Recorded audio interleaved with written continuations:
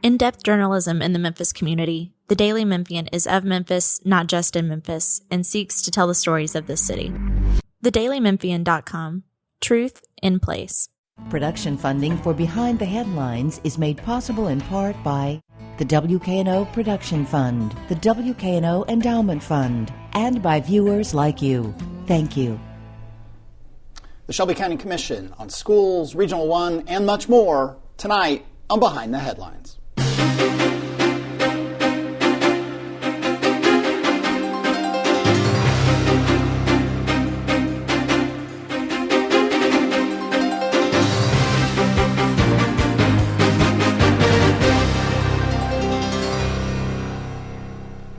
I'm Eric Barnes with the Daily Memphian. Thanks for joining us.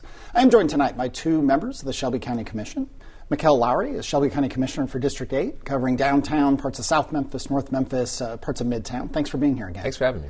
Britney Thornton is Shelby County Commissioner for District 10, covering parts of South Memphis, including Sherwood Forest, Orange Mound, and other neighborhoods that I'll probably leave out. But thank you for being here again. Good to see you again. Along with Bill Dries, reporter with the Daily Memphian.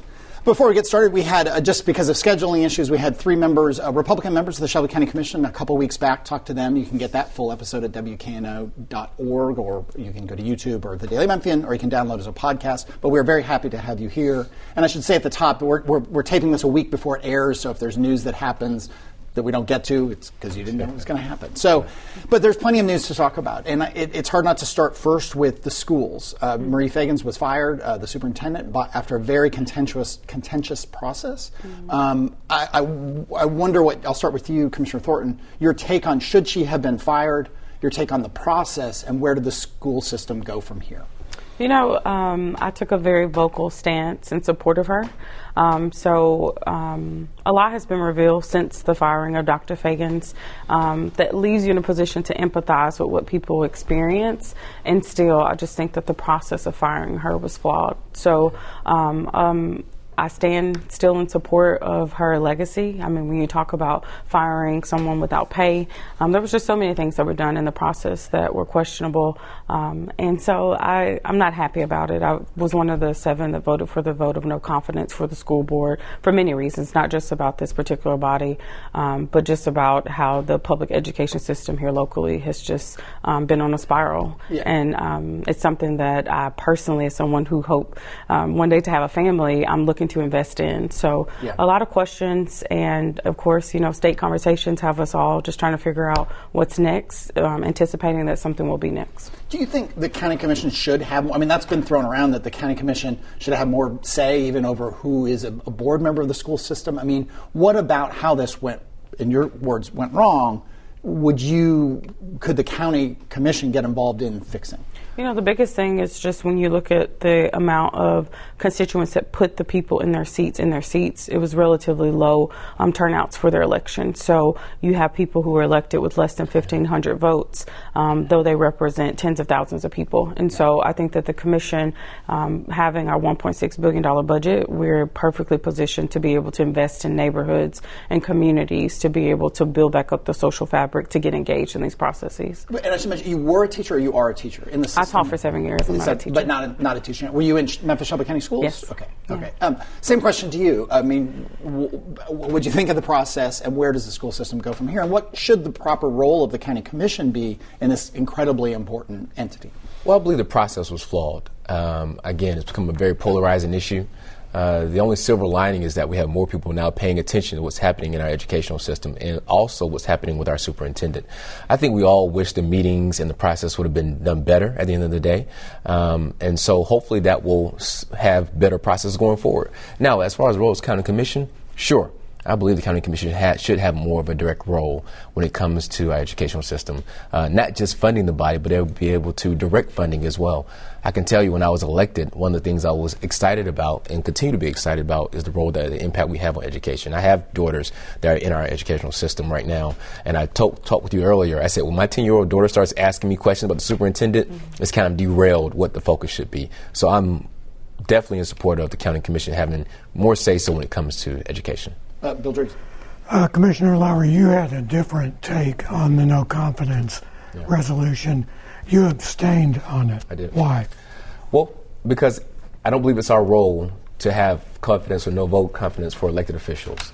And I'll back up similarly. I hate to bring Clerk Halbert's name into this as well, but there was a vote of no confidence for Clerk Halbert as well. I abstained on that vote as well, because at the end of the day, it's our job to go do something about that, which I did. I hired a special advisor to go work in our office with Janet Hooks to get that office turned around. And so what I don't want to do is to set a precedence of maybe even the state coming in and having no vote confidence against the county commission just because we have contentious arguments or whatever it may be. We've had a lot of meetings that have kind of derailed, and we don't want bodies doing that, and that's my opinion. So the vote really didn't mean anything. I respect those people who voted at the end of the day. It doesn't do anything. It doesn't hold weight in the paper it's on. And so that's nothing I want to participate in. Commissioner Thornton, what were the other issues that prompted you to vote for the no confidence measure? Yeah, it was multifaceted for me. I understood that the vote didn't have any direct action, but I also understood that the people wanted action. And so the vote of no confidence was something that you could just read, the overwhelming amount of people who were wanting to see something right after, and actually that preceded the firing of Dr. Fagans, but we knew internally that the votes, hadn't shifted. So it was something that was coming. I am a huge person that just really follows this whole concept that my bosses are the citizens of Shelby County. So with this particular issue, to see so many cross-racial, cross-social, economic, everything has just come together to stand in solidarity for Dr. Fagans. That coalition just really stood out to me. So I knew that I was supporting the vote of no confidence just to support the will of the people. As you both know, there's a bill pending in the state legislature to take over Memphis and Shelby County schools.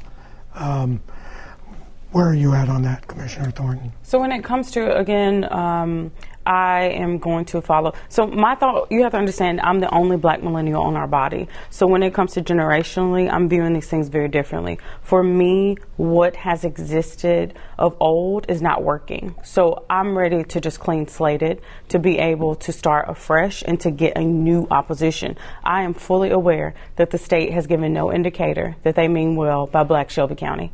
Let's just be honest with that. And that tension is something that I would rather fight someone than pretend that I'm being served by someone. So what has existed has not served me. And I think that it's been a very toxic culture that has been brewing here.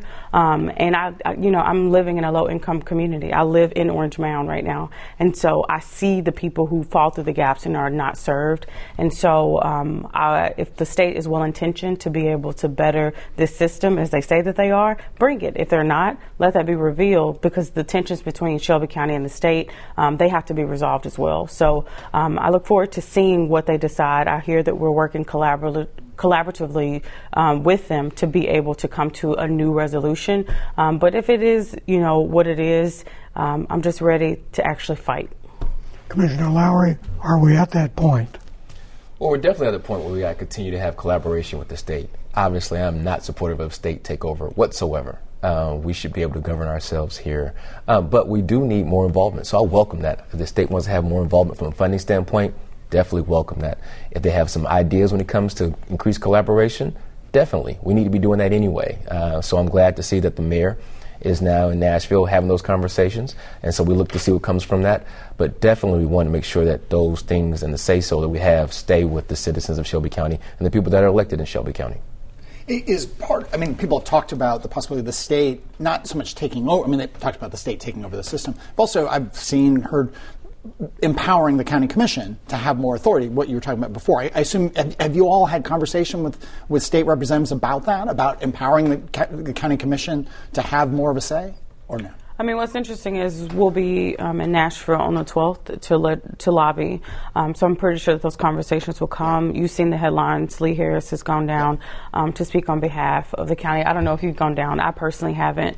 And I know that there are legislators who are very close to community leaders that are talking. So there are lots of conversations that are being had. I'm curious what's going to be, the proposed solution. And I should note that we're taping this a week before it airs because of my schedule. So if things have happened in between when this airs, we don't know about them. But sure. Go ahead. Thoughts on that? on the state and conversations with state. Yeah, definitely. I welcome it. And also I welcome more input from the county commission as well. I mean, again, where other systems do you have someone that you elect that has the budgeting impact for the school system but doesn't have any say-so on how that is directive? So I believe, again, sometimes you have to find the silver lining in these things, and if the silver lining comes out that we have a better process when it comes to who selects our superintendent, how the budget's directed, then I welcome that. Let me stay with schools and a little bit different. There's been a lot of talk about one place where you all do have leverage is what construction. So the construction of or funding for the Fraser High School is moving forward. The Cordova one is in limbo because of some site issues. But they're also, and one of the things when Dr. Fagans was on the show back in the fall, a big study of the facilities. I can't even remember, 250 facilities. Mm-hmm.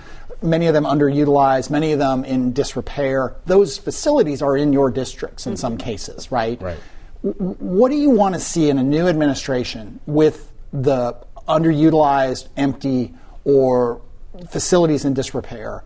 I mean, it's a huge challenge because you can have a blighted public building in your district and other districts all around the county. So talk about facilities. I'm so happy you mentioned that because when my vote was cast for Fraser, a part of my discussion was I want to see the facilities plan, which was promised in April. So that's another reason why I didn't want disruption, because I'm a supporter of any type of organizing that can get a school funded like Fraser, but I don't live in Fraser, nor am I interested in moving to Fraser to be able to access a state-of-the-art school. So I have made my roots in Orange Mound, and I'm looking at the school system that's in my area, and it is not sufficient. I've walked the buildings in my district, in my neighborhood, and I am not pleased. So, we need to be able to level the playing field. How dare we bring state of the art into the conversation only at one school with a 5 to 8 year construction period? Yeah. And we're building one-to-one at this point. So it's very problematic when it comes to facilities and when you talk about an equal access in this public education system. Definitely want to see a facilities plan because obviously I just had a conversation with a constituent yesterday. They were like, we could use that old elementary school and repurpose it because right now it's becoming blighted, things of that nature. So we need to see how we can have some community involvement in some of our facilities. Again, I'd like to see the county commission play a larger role when it comes to that. So hopefully that will come to pass as well. Okay. Bill Drees. To another topic, the county commission approved $24.9 million to buy 2 parcels of land that represent a significant change in plans for Regional 1 Health. And I think you two were on opposite sides of this. Commissioner Lowery, why was this a good deal? Well, 2 reasons. I believe it's a good deal, not only because when we talk about hospitals, sometimes we never talk about, as I mentioned before, our patients that are in these hospitals. And now that we have another plan to where we can build while people are still getting the care they need, that doesn't create the logistical nightmare that it would take if we try to renovate on an existing hospital location. So I'm excited about that. I'm excited what that does for that location area, that we can actually have a site that where we can build a hospital properly with the right parking and everything else that's needed, but also take care of the patients that are there as well. So I'm excited about that, what's going to do for that area, and also excited for what we can do to repurpose the land that we also currently own at the current Region 1 spot. I should point out this was an add-on to resolutions added on to the agenda.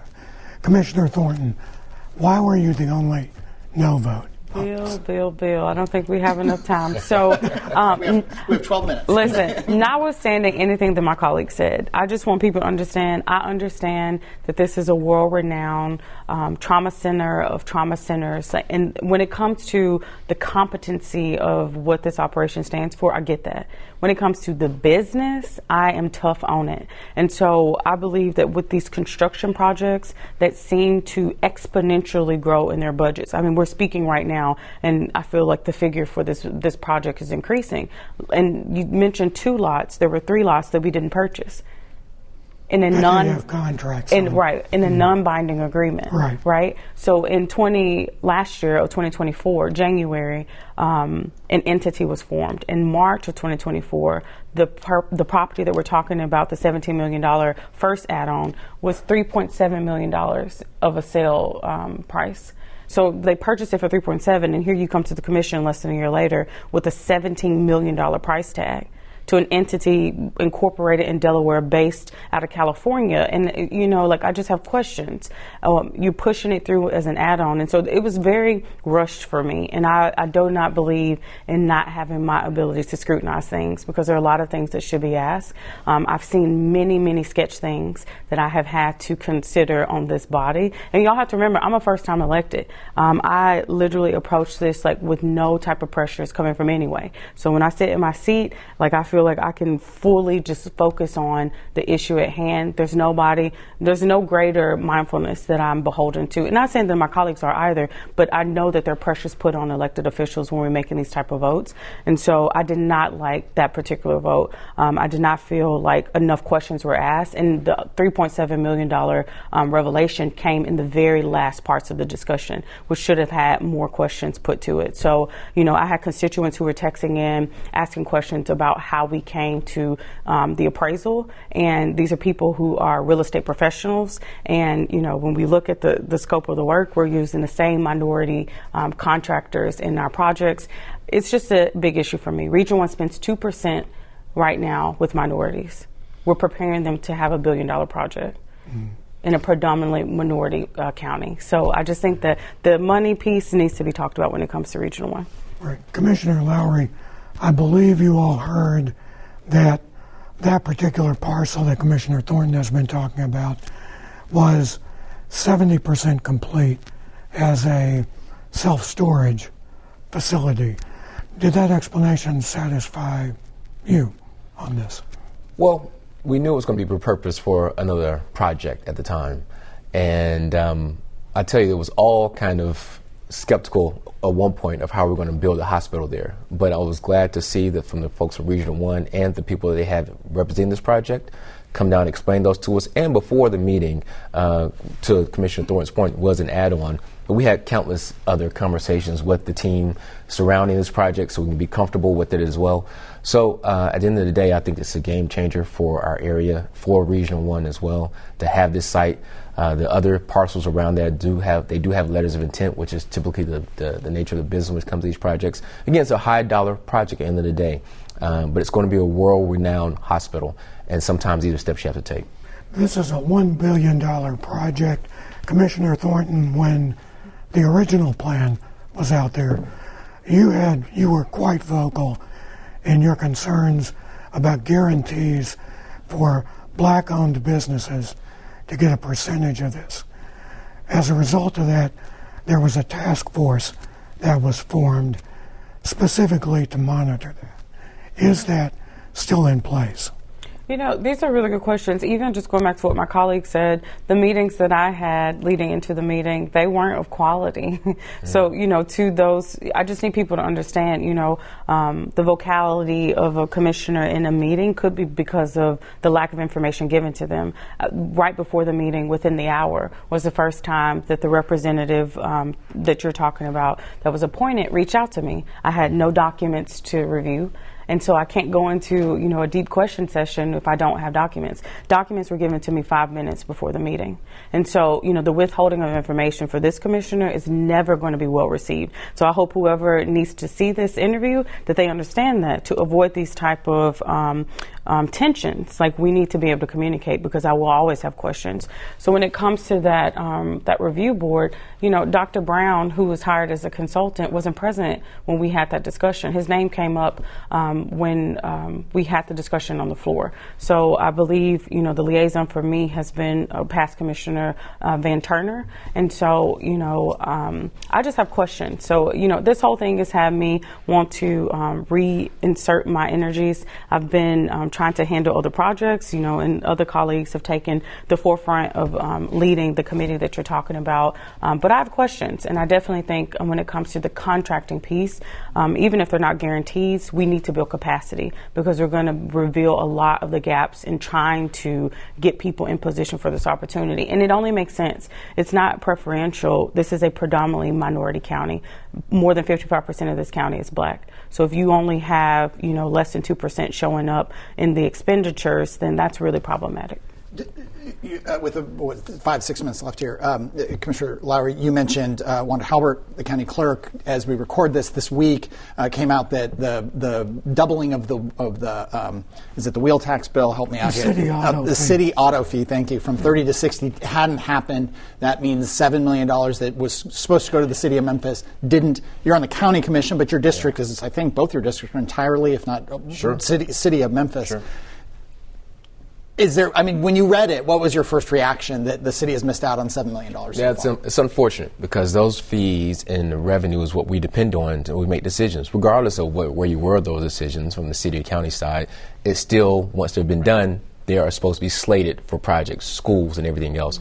So hope we can get to a rectifying of that and get to a point where that does never happen again. If there's something that's been voted on by a legislative body, that it comes intact immediately. Is there, I mean, two different lawyers have tried to have her removed. The cases were both dismissed. Yeah. You talked about a special advisor being in the office. Does there need to be, what do you look at the toolbox and say, hey, we need another special advisor? What do we do? I mean, it's an independent office, but you'll have some leverage. We do, but we need to have some directives in the information and make sure the processes are in place. Mm-hmm. And there's sometimes that we need to exert ourselves in that to a certain extent. Again, unfortunately, we found out about this. I found out about this when I read it in the paper. Yeah. So I don't know if anybody else knew before. I didn't either. But now that we do know, now it's upon us to make sure that the processes are in place and the procedures are in place, that things start on time in the schedule. Yeah. Thoughts on what the county commission can do on something like this? I mean, truthfully, when you look at this office, she requested out the gate a forensic audit. So people need to investigate why her office was never properly audited. Yeah. Process audits, forensic audits, they're real things. They're necessary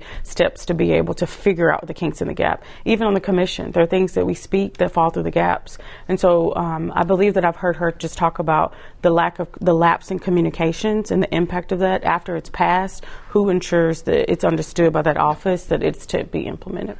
We have a new president, you may have heard, and there's been a lot of talk about a lot of issues, and we don't do a lot of federal, national politics. There are many, many other shows and news sites for that. But there is a lot of talk about immigration and deportation, and I think is in this week where we're recording this, some executive orders and some movement towards really putting pressure on city level, county level, law enforcement to get involved with more deportations that have been going on in Chicago.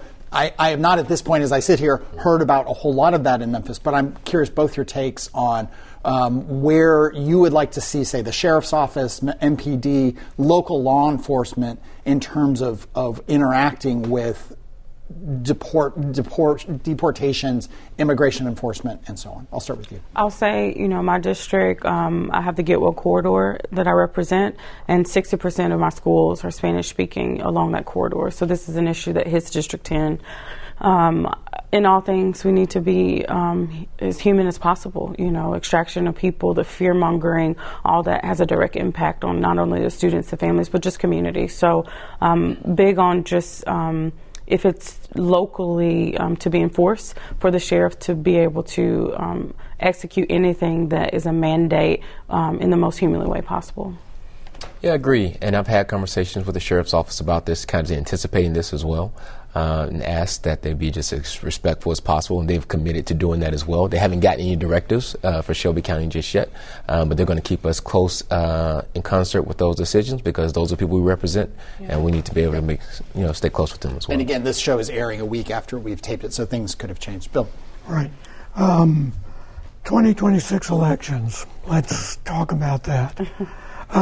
It is a while away, but if you're running for office or looking at running for office, now's the time when those preparations start, kind of the campaign before the campaign. Commissioner Lowery, we've talked about this. You're in your second term, term limited. Are you looking at county? I'm taking a look at it. I mean, obviously during this time when we know that 2026 is an election year, you're going to have a lot of names thrown in the hat, and plus we have an open seat. So we'll see. We'll see how that goes. But also right now I'm concerned with just doing the best job I can as a county commissioner and having an impact on Shelby County. I'll continue to do that even in office or out of office. So we'll see.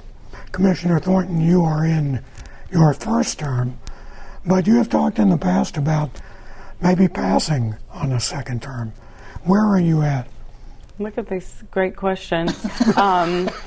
That's what we do. Listen, so I realize that the team sport of being on the legislative body is not the easiest or desirable. I feel like we have the power to turn the Titanic, but who sets it in motion is of interest.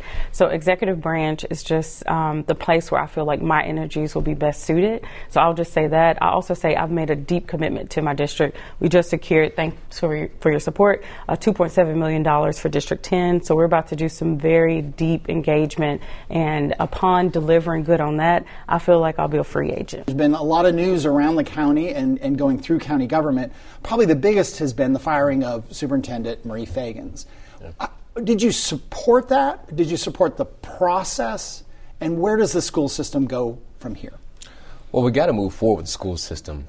This definitely did not support the process at the end of the day. I think we all can agree that that was done probably in haste and probably could have been better positioned by the board. But where we are now is figuring out what's best for our students at the end of the day. Listen, my 10-year-old daughter was asking me what's going on with the superintendent. When I start getting questions from her about these things, to let us know that we need to make sure we redirect our focus. It has been a rough stretch here from the previous superintendent, Joris Ray, having to resign under fire for a bunch of accusations and problems, and then paid out a lot of money that didn't make some people happy. It looks likely, I mean, odds are there'll be a big payout to Marie Fagans based on her contract. And also the difficulty, the search took a long time to get Marie. I mean, what is your recommendation to the school board about how they go through a good process to get the right superintendent, given all this baggage that is out there? Well, obviously, you need to take a step back and do some things a little bit differently and not go through the same iteration that we've had for the previous searches and everything else. Hopefully, this will be a kind of awakening to show that we need more involved in that process and to take their time, whatever the decision may be. We'll see what comes up now. We have an interim. We'll see how long that process takes. But sometimes when you have things that happen like this, the public gets more involved, which is good. Which is good. We've seen it's become, unfortunately, become polarizing. But the other side of that is now we have more people that are looking at what's going on with the educational system and what's going on with the selection process. So it won't be in haste. All right. Bring in Bill Dries from the Daily Memphian. Commissioner, the commission took a vote that expressed no confidence in the school board. I believe you abstained I did. On that. Tell us your reason. I mean, did the no confidence resolution help or hurt the situation? I don't believe votes that we make ceremoniously help any situation. And again, I want to preface this because I did the same thing when it came to our clerk. I hate to have to bring her up in this situation, but Clerk Wanda Halbert, a vote of no confidence came up with her as well. I abstained from that vote because she's an elected official. Now, what I did was go do something about that. I got involved with that process. I hired a special advisor to help her with that office. But similarly with the school board, I wouldn't want the state coming to us and having to vote no confidence against the county commission because we have turmoil. And you know, Bill, we've had some turmoil in things of that nature. We're going to have some rough meetings here and there. Right. So my abstention just meant to, listen, it's not our place to give them a vote of confidence or not. It's our place to determine the funding and everything else, and that's where our votes matter. Let's talk about funding for purchasing the new Regional 1 site. Yeah. That was a near unanimous vote. You were part of the 12 yes votes on that. Is this a good deal? I think it's a great deal, and also think it's the right thing to do for our patients. Sometimes when we're talking about building new hospitals, things of that nature, we forget people are there that need care. So think about if we were trying to renovate or build a new hospital at the existing location. You know what type of logistical nightmare that would be? People and patients would be moved around. Doctors would be even more cramped space, which is not adequate as is. So now we get to build and really look what a hospital should really be like. The infrastructure, the parking, everything else, while patients are still being taken care of at the previous site. So I'm ecstatic about this. I'm ecstatic what it does for the area and also what it would mean for our patients. All right. That is all the time we have this week. Thank you both for being here. I know we had 3 other members of the County Commission on the show a couple weeks back. Just scheduling-wise, we ended up with 3 Republicans and 2 Democrats. That wasn't really intended, but that's how it played out. You can get that show at WKNO.org or YouTube or the Daily Memphian. All our past episodes are in those places and also available wherever you get your podcasts. Thanks very much, and we'll see you next week.